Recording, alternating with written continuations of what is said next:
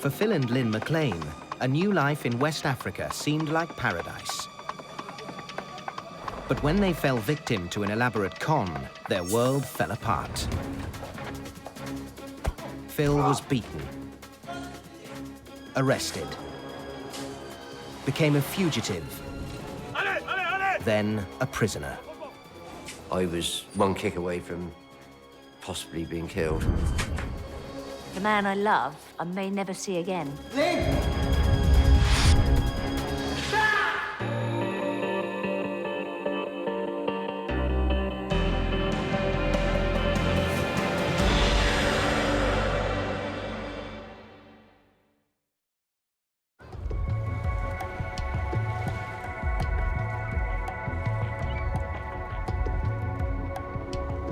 I've been fishing from the Port of Wayne for most of life, and I could see the industry collapsing, declining fast. I never really liked Weymouth much because it was really very quiet. I was having a bad time in my relationship, to the point where divorce was inevitable. I'd had a bad marriage. It broke down. Then I met Phil. It was love at first sight, for me anyway. To be honest with you, it didn't take too long to fall in love with her. Phil wanted to make a change in direction as much as I did. I was originally born in Rhodesia, spent the first part of my life there. I think it's fair to say that I had a yearning to go back. I liked Africa. I was always interested in Africa when I was younger.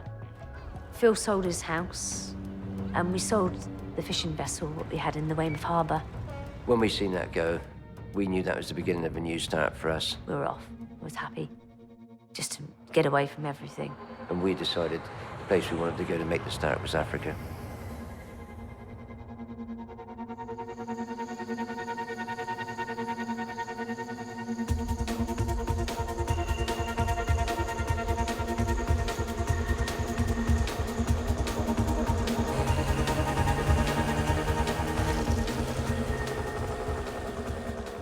"18 years ago, Phil and Lynn arrived in Gambia with their life savings, full of hope for the future. When we first arrived in Gambia, we immediately felt at home and, fell in love with the place. The people were so welcoming, kind, warm. Popular with tourists and travelers, Gambia seemed the perfect place to pursue their dream of running a motel together.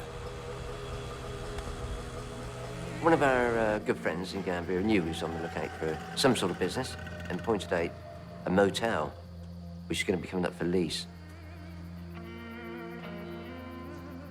It was totally run down. The paint was falling off the walls. There wasn't a proper kitchen. I think there was 4 tables, dust on the floor when the barman slumped over the bar asleep. There were people sleeping outside in hammocks on the front, clothes on the floor. But I've got a good imagination. I could see it in about 2 minutes. That would be perfect. Although we knew there was a lot of money to be spent. But I thought we could really make something of this. We were probably about to use the best part of our life savings.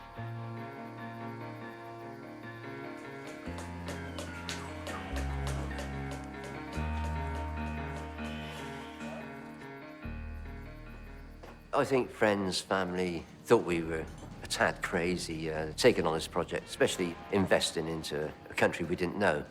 But then I felt we wanted to be ourselves, do what we wanted to do. It did cost more than we thought.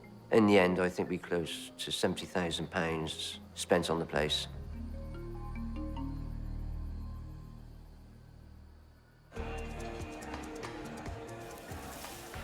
As soon as we opened the doors, the customers just came from nowhere. They were coming from 20 kilometres away. They were coming from the city. It was swinging. It was a really happy evening. We felt we'd become part of the community. We felt at home.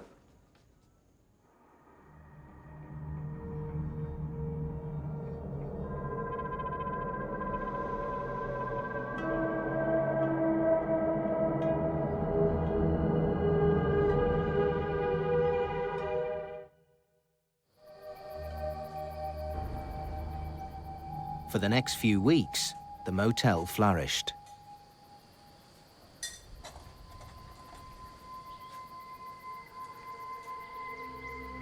This guy walked into the bar, struggled, staggered into the bar. I could clearly see he wasn't well, and my immediate thoughts were to help him. He introduced himself as Nick. He seemed quite a nice chap. He said, "I'd like a cup of tea if you don't mind." He'd explained that he lost his job. He'd been living on the streets for the last couple of 3 days. He wasn't well. So I offered him a room, which we had an empty room. I think Lynn was Nick's saviour, basically doing a nursing job, really, and she looked after him well. After a few days, he was better. He was up and about on his feet. He made himself very useful. He was helping around the place. Nipping behind the bar and doing the job when the barman had gone elsewhere. He just fitted in. Nick and Phil got on really well. I was quite happy for that because Phil hadn't actually met many people. And it was great, actually, to have Nick about. We both agreed he was a good asset for the business. Nick, I swear, was a magician. He was very good at card tricks. Excellent. But he always liked to do it for money. He'd always have a bet. He could fool anybody, anytime. You could bet on it. You'd never win against Nick. But the locals loved it. He could keep customers amused all day long.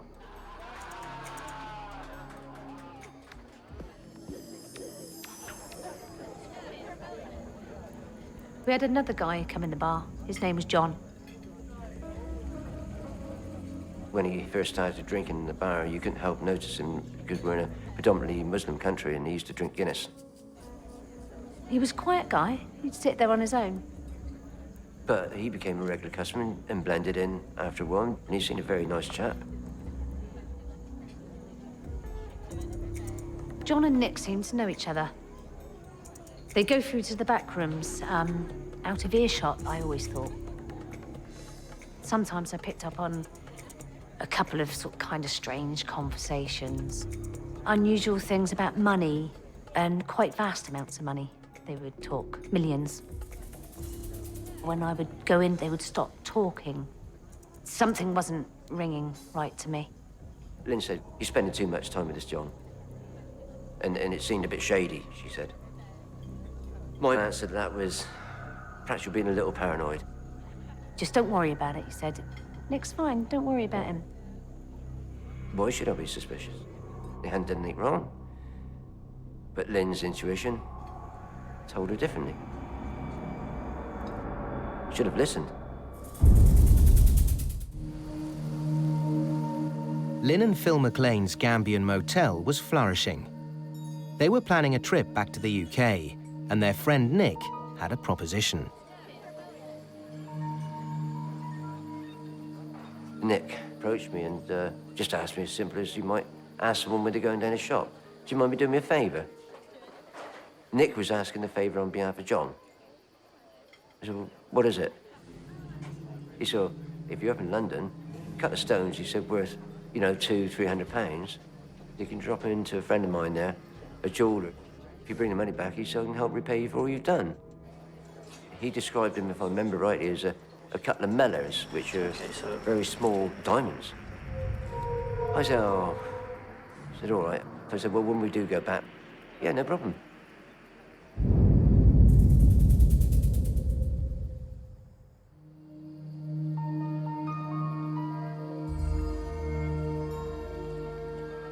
Taking Nick's precious stones with them, Lynn and Phil set off back to Britain, thinking they were leaving the motel in safe hands.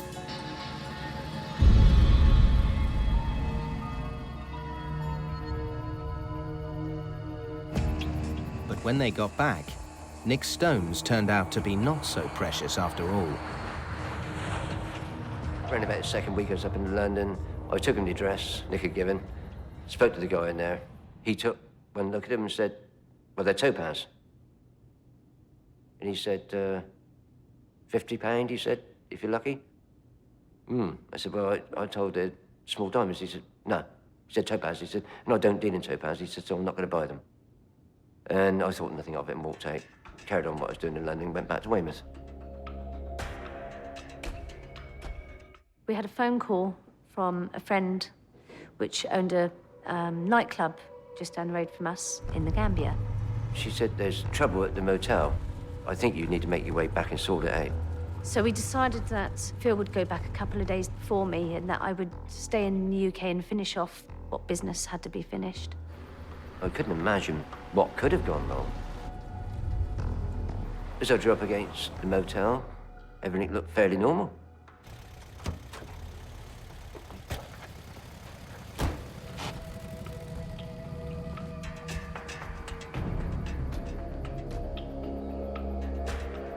I could clearly see that the place had been ransacked, locks had been broken, doors had been broken open. I think practically everything had gone. The whole caboose. Even lampshades were missing. Furniture, curtains, tables, chairs, drinks, food. I went into our office. That was bare. I can remember my stomach churning over, just wondering the reason why. When I turned round and saw John approaching me, John was shouting, "Where's my diamonds? Where's my money? You stole my diamonds." I said, "I haven't stolen your diamonds. I still have your diamonds." I said, "They're not diamonds, they're topaz." Those are not my diamonds. I want my diamonds. And I threw a question. I said, "You're not responsible for all these things missing, are you?" He said, "It's all mine." He said, "Until you pay me," he said, "you don't get them back." I said, "Pay you what?" He said, $4 million. That's £250,000. I thought the guy must be crazy. And then a couple of henchmen laid into me and beat me to the floor and kicked me. And kicked me hard, too. I want my diamonds. My first thoughts were to go to the local police station and try and get him arrested. And that's where I went. Very, very angry. I said, "You know, we got the motel round the corner. I've been robbed, broken into, all the things are gone." I explained that it seemed that John was responsible for stealing all the things.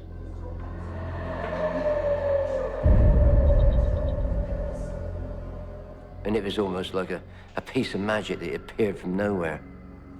John walked out of the room and he was laughing. And that put a shiver up my backbone. That's him. That's the man. And that's when I figured out this has all been planned.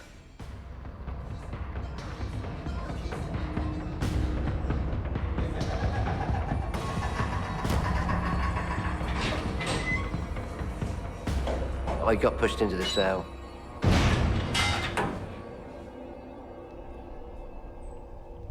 The stench was terrible. There was one bucket between 8 people, which was overflowing. No seats, no benches. I remember thinking to myself, I've been stitched up. What do they want? Which was pretty apparent, of course. Money.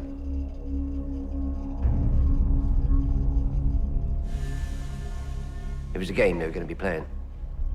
And I was thinking to myself, I'd have to prepare myself for the morning. But the only thing is I didn't get any sleep.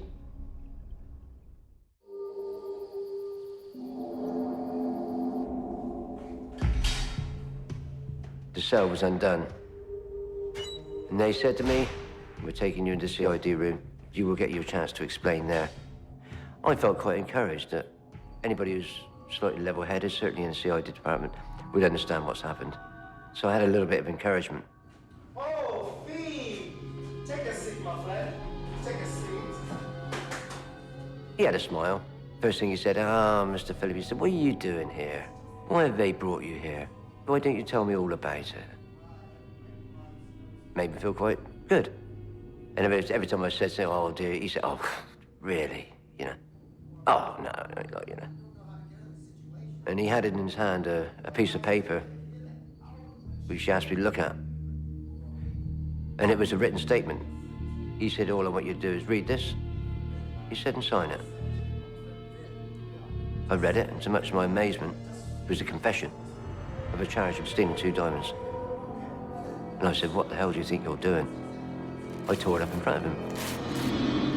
He just slammed in like a bird on his prey. You will say it! You will say it! So he turned from Mr. Nice Guy straight away to Mr. Nasty. And I can't explain how nasty he was with it. He said, this is a serious charge. He said, we're talking 4 million Delasses. He said, it's my job to get the truth out of you. So I'm going to keep you in the station till I get the truth.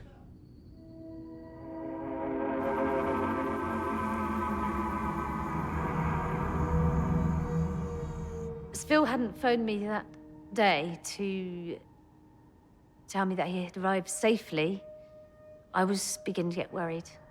Then another day went by, and I was getting pretty concerned now. I managed to sleep just maybe the odd 10 minutes, 15 minutes max, whilst the officers were out of the room.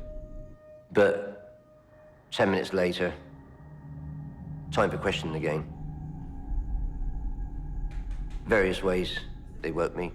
Usually a hard slam with a foot on the chair. Sometimes they're pushing my head up, slap on the back. Mr. Phillip, wake up. Time for questioning.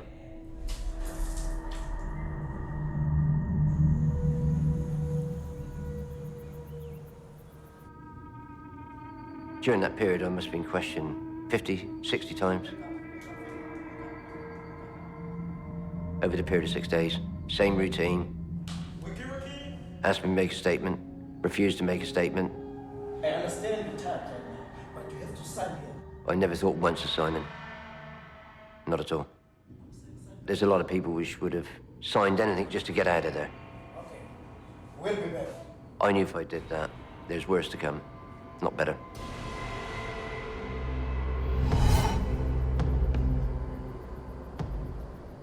The phone rang, I answered it, and there was a strange voice on the end.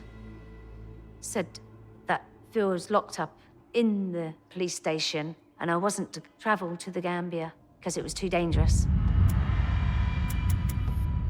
I ran to the bathroom and I was absolutely violently sick. And being on my own was really difficult as well. I felt quite helpless. Unfortunately, knew I could be dead. Wake Mr. Philip. Wake up, wake up. Wake Mr. Philip. Wake up. Time to wake up. Wake up, Philip. Philip, it's me. It's me, your lawyer. Lynn, I think, made other contacts and phoned our lawyer. He said, you know what serious trouble you're in, don't you? You could get 10 years in prison for this. Maybe I'm the only person which can help you. But like all things, you have to pay. And of course, I was carrying cash, and the police hadn't taken anything from me. And I made a payment to him of 7,500 Delasses in order to seek for my release or bail. He said, don't worry, he said, this time tomorrow, he said, you'll be free. And he disappeared.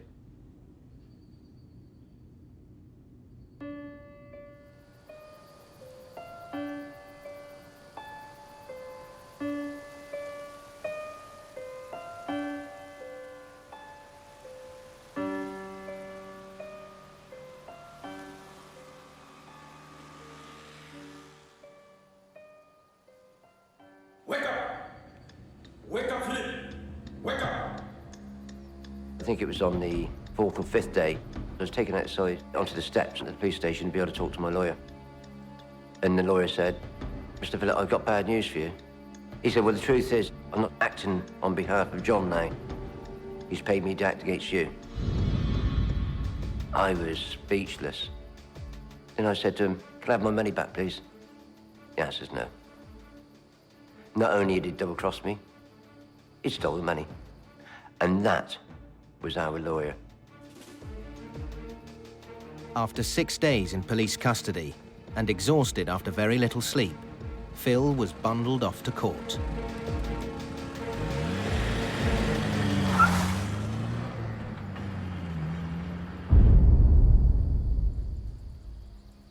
At the magistrate's court, There was a variety of witnesses which appeared.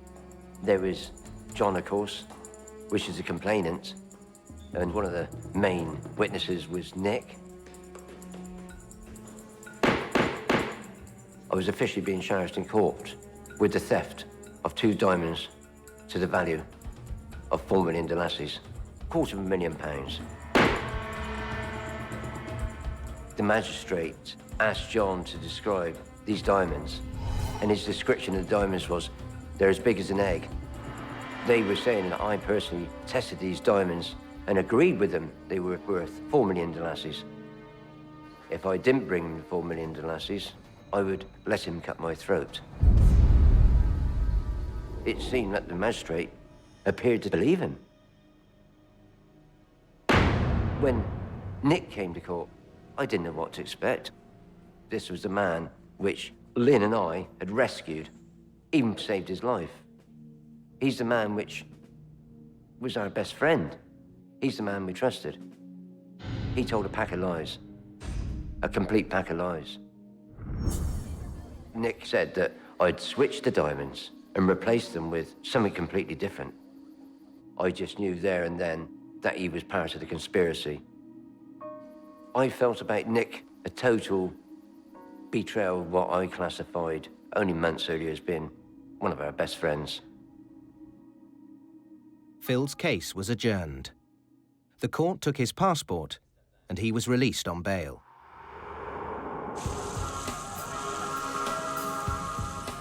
For the first time in 6 days, he was able to speak to Lynn.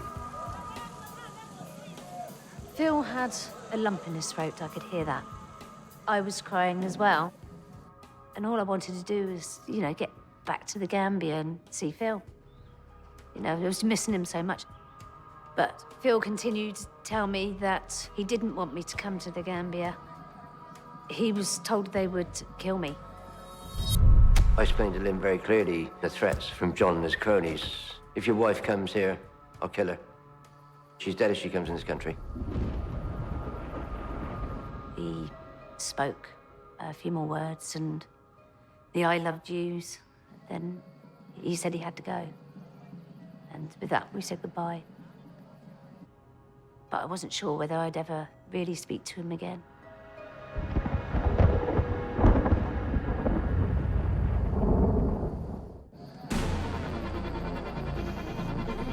Freed on bail by a Gambian court, Phil McLean would soon face final judgment.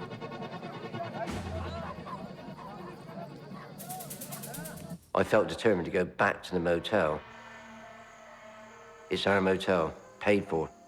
And I saw no reason why I shouldn't carry on running it. Regardless of the situation, don't run away.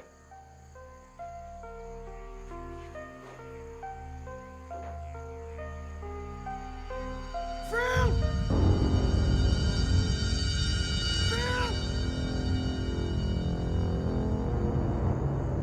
I turned round and out of the blue, John stood there, no clothes, all apart from a thong, and he said, I've come to kill you.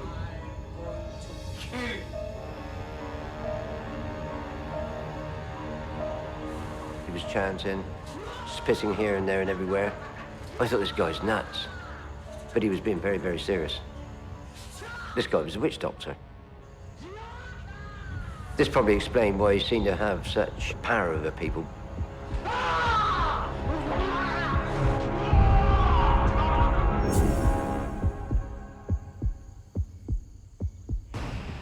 But then out of the blue, his henchman lunged at me and just beat the crap out of me. It took 3 of them to do it. This time I fought back. I got a couple of blows in, but 3 against 1 is not. No. And they kicked me to the ground, and they kicked hard.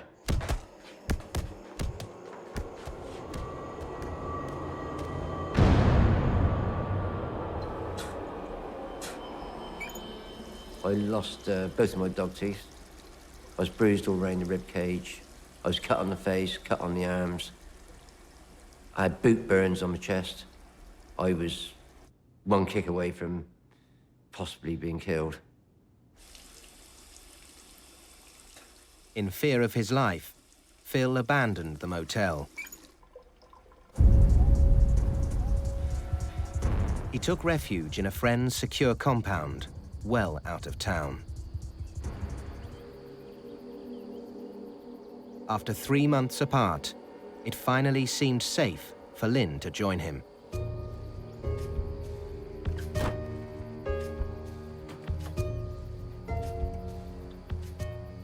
It was like we'd been apart for a long time, and we was just so pleased to be together again.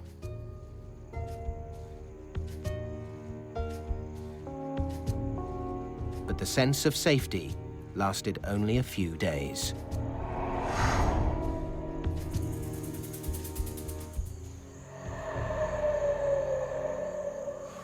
He'd obviously found out where I moved to, and it started off with sticks being banged on the wall on the outside of the compound, and tins and drums being beaten and whistles being blown.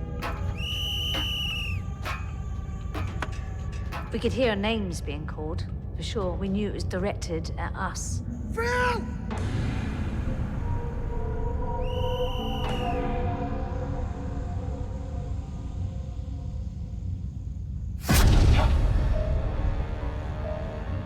They actually got over the wall into the compound itself, and they started dancing and chanting. It was terrifying. They were working up to a frenzy. We could see them going round, round, round, round. The next thing we knew, there was a rustle on the roof.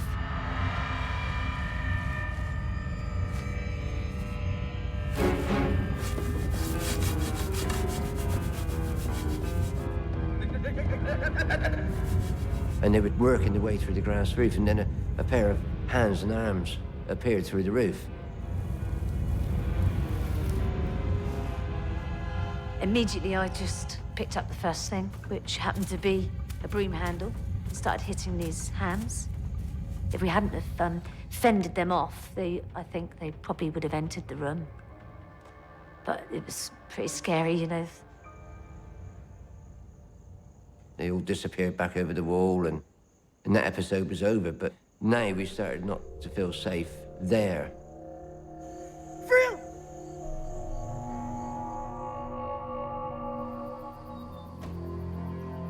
Now that John had discovered their hideaway, they were both at risk, and Phil persuaded Lynn to fly home.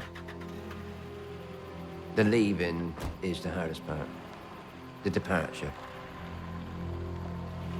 You know, I can't describe the hollowness which is left there.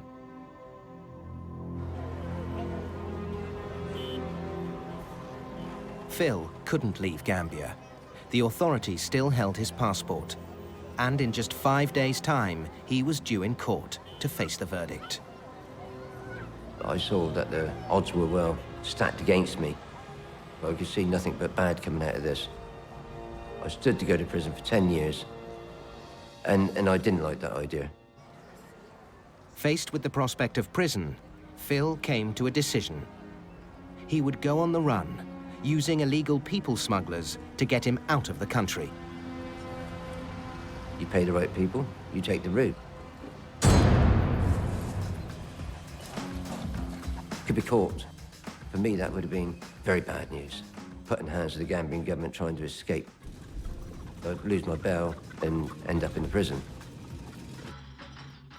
His plan was to cross the border into Senegal, make his way to the coast, and charter a boat to Sierra Leone, where he had contacts who could get him back to England.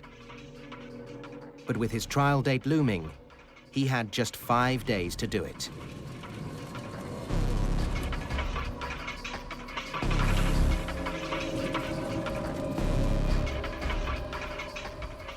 You'd hit one tree on one side, and the vehicle would lurch the other side, and then you hit another tree, and it banks it back into the track. And this is 5 hours like this.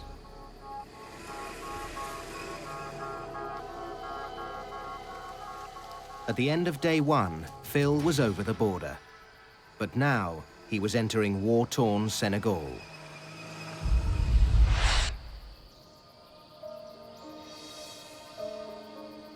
So the journey was going really quite well. But the vehicle started to slow down. And you could clearly hear the anxiety amongst the people I was traveling with.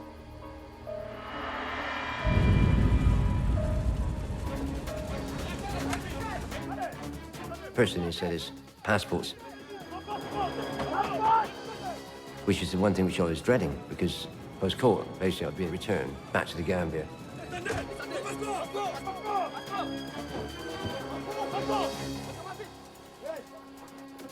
And at that point I thought, plan B, quick. If it works elsewhere, why not bribe them? It's the only thing which is going to work for me.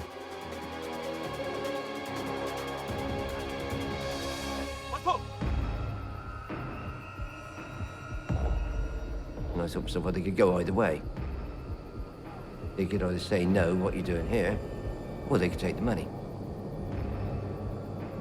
I'm sure he could see I was shaking.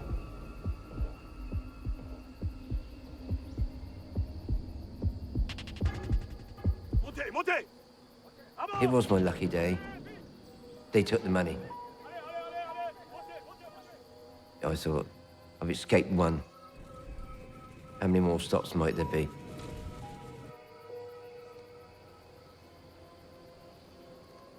Phil reached the coast. Now he needed a boat to smuggle him to Sierra Leone. But the locals were nervous. I spent hours and hours haggling with the fishermen there. They would have run a very high risk. They didn't know who I was, what I'd done, what I was escaping from. They seemed to think the money didn't outweigh the risk, and they didn't really want to take me. It was a severe blow. But Phil resolved to continue the escape on foot. Between him and Sierra Leone lay 300 miles of jungle, swamp, and rebel territory.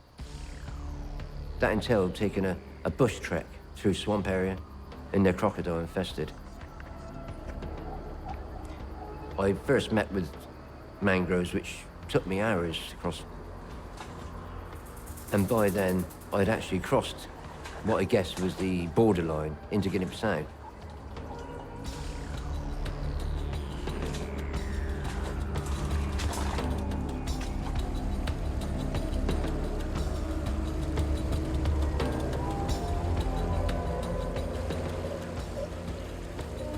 And then I met with the other side of the river, with the other mangroves. And at that stage, I thought, there's no way I'm going to get through this. I felt beaten, really. With just 2 days left before his trial, Phil had to face the inevitable. The escape had failed. He had no alternative but to turn back and face the court. I took what I think was the sensible decision to turn around and go back. But the other thing which led me to that decision is I had a feeling inside me that I should go back, if only just to clear my name. Phil was smuggled back into Gambia, just in time for Judgment Day. I can remember leaving about 7 in the morning, and I thought I'd walk to the court. And I remember watching the birds as I walked past, the trees, and looking at life and nature, and thinking, well, perhaps I might miss this. On the other hand, in 2 hours' time, I might be walking back up through this road. So I was walking into the unknown.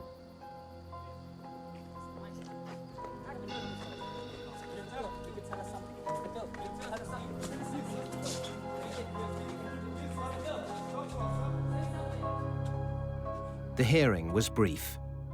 Phil was found guilty and sentenced to 6 years in prison with hard labor.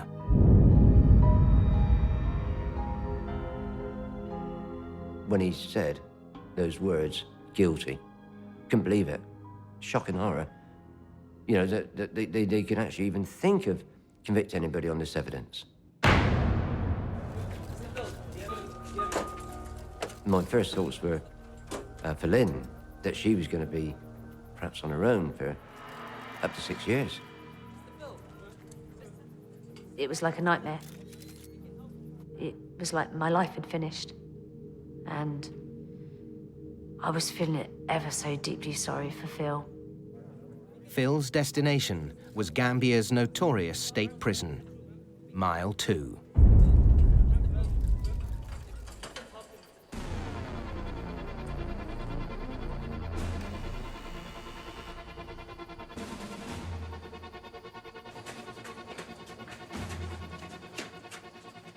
The brutality immediately when I got in there. I was beating the cell with a truncheon.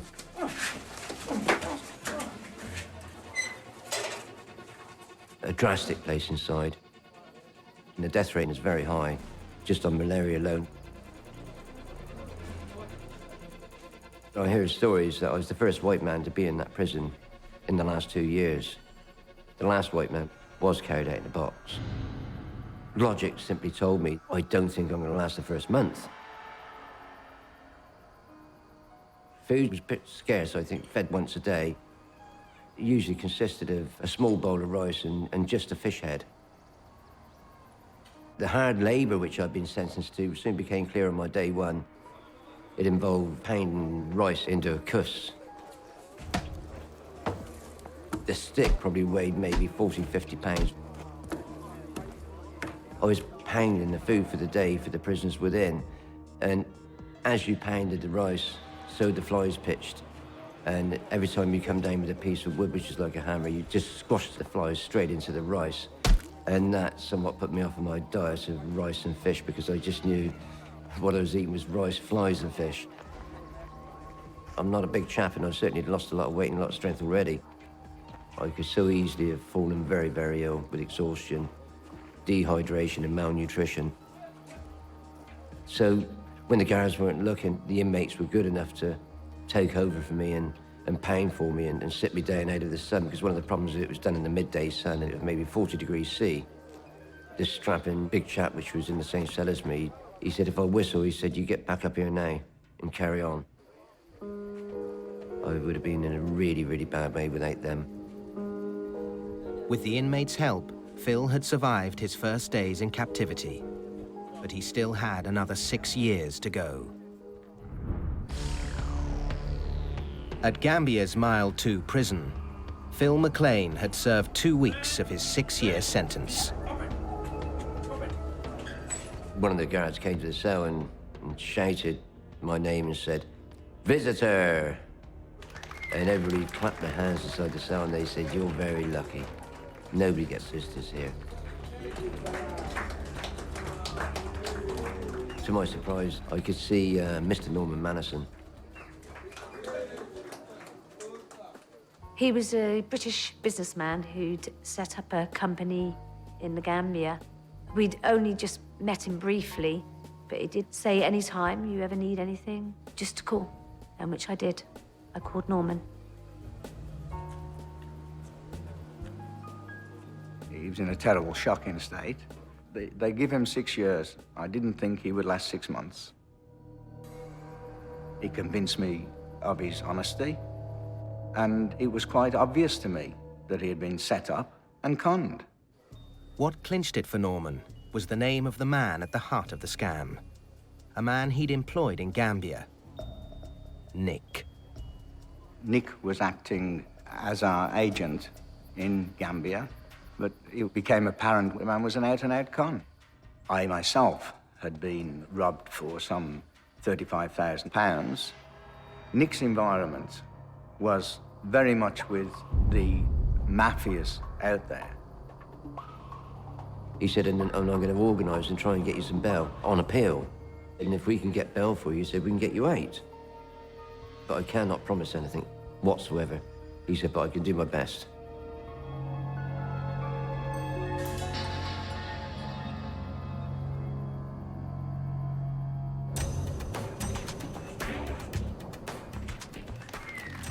Norman's lawyer took on the case and lodged an appeal. A week later, Phil was released on bail. I was getting a round of applause from hundreds of inmates, so that made me feel good. I looked into the driver's mirror and I could see myself looking like somebody had been abandoned on a desert island for 2 years and could have easily dived into a bin for food. That's what I looked like and felt like.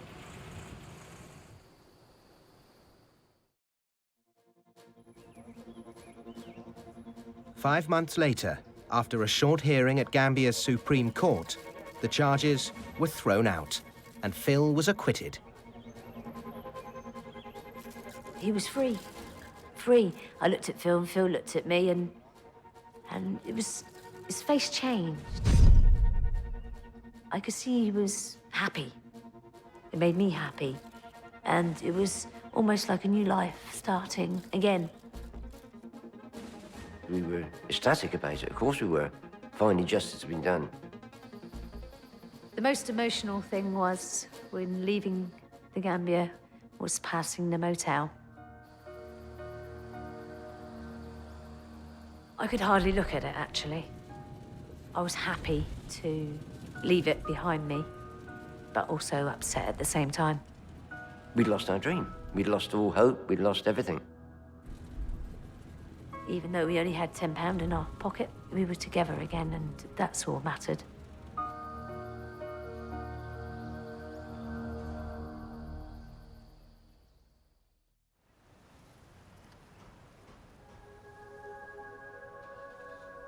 The dream of Gambia is long gone.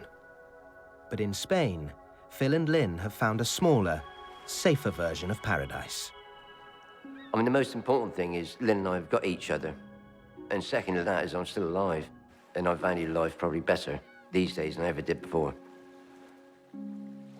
We've got a perfect relationship. We're perfect friends. We're together today, and it's just great. Really, I'm quite content. But it's always in the back of the mind that, you know, we'll never get back what we had before. But it's only money.